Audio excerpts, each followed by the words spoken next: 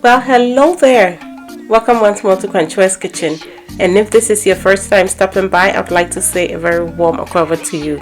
Dearest moms and dads, I know sometimes it can be very challenging getting your little ones to eat their veggies, and you just want to borrow that saying and go, if only they would eat their veggies.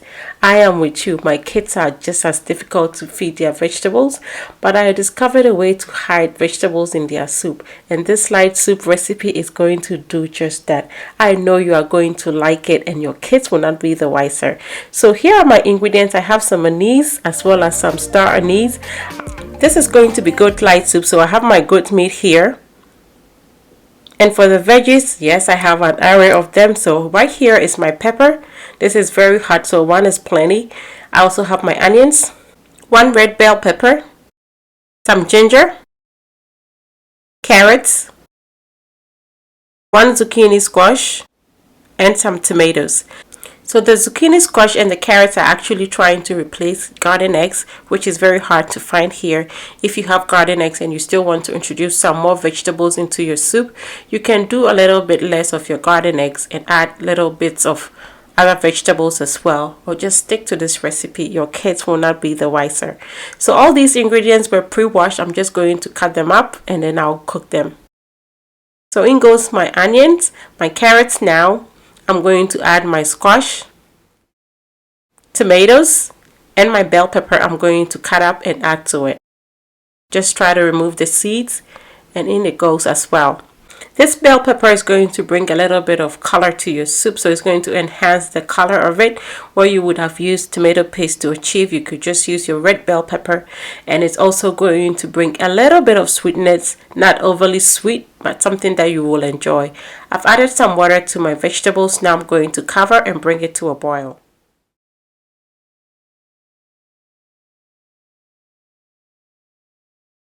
So let's get ready to season our meat and start cooking it whilst we wait for the vegetables. I'm going to cut up my other onion. So this is one large red onion.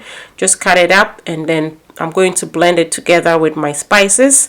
So that will be the ginger and the anise. You just need some fresh ginger on your fresh meat when you are trying to cook it. It gives it a depth of flavor. But if it's hard for you to find fresh ginger wherever you are, you can definitely use some powdered ginger or ginger paste. But please try to incorporate that on your meats.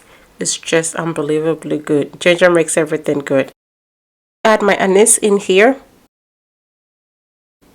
and blend. I'm not even going to use any water in here. If you're going to use water, just use a small amount.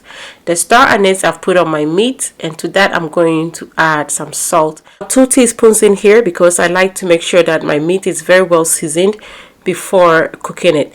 That way I hardly ever have to add any more salt to my soup.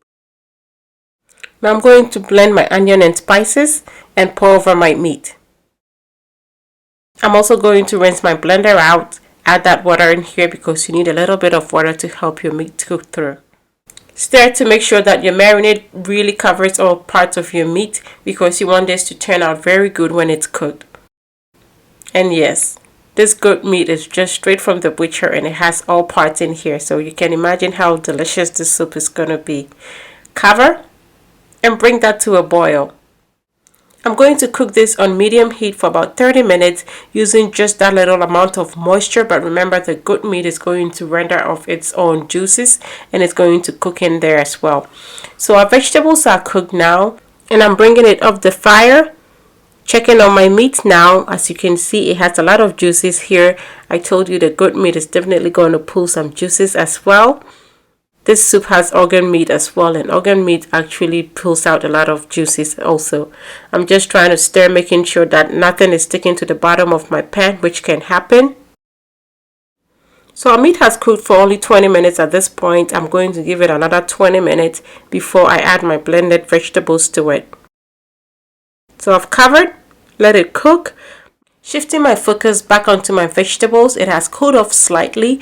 I'm going to go ahead and blend this, set it aside until my meat has cooked for the extra 20 minutes or a little bit softer before I pour this over the meat.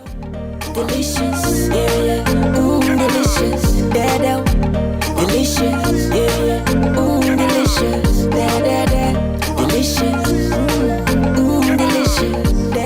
And to ensure that we get everything from our vegetables, we are not going to waste the water that we boiled them in. I'm going to pour that over here in the blender and use that to blend everything. Nothing going to waste.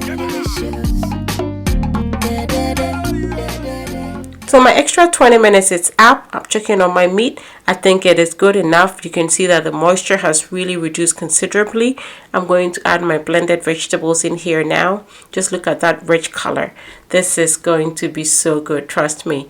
I've rinsed out my blender, poured that in here as well. And now I'm going to fill my pot all the way up with water. This is an 8-quart pot, and I'm going to make sure it is full all the way and let it simmer down. Simmering down is going to allow my soup to get to the consistency I want, and of course it gives my meat a little bit more time to soften up before we turn off the flame. So I'm going to partially cover this and let it cook. I'll let this cook on medium heat for about 35 minutes. 35 minutes later, as you can see, it has reduced a little bit. It has thickened up a little, just like how I would want it, and our soup is ready. Meat is softened.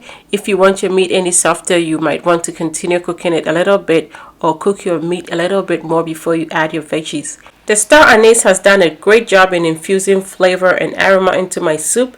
It is done with this job. I've removed them now and food is about to be served. Area fufu for lunch with this amazing soup, fully loaded with your vegetables, nutrition packed, all the vitamins on board that your kids have no idea what they're eating, okay? And that is the magic. That is the good feeling every parent wants to have, that you found a way to incorporate some veggies into your kids' meal without them even knowing. If your kids love vegetables already, well, good for you, amazing, and they will hopefully like this all the better. Upon chinkakra there, you know it just goes so well with fufu, and that is what we did. But on the next day, I had it with some boiled yam. Oh, even better. You will love this if you're not even a fufu lover. And then with some white rice on another day. So good. Thanks so much for watching. Kindly give me a thumb up if you think this is useful to you, and share. And until I come your way next time with something delicious, be loving, be kind, be happy.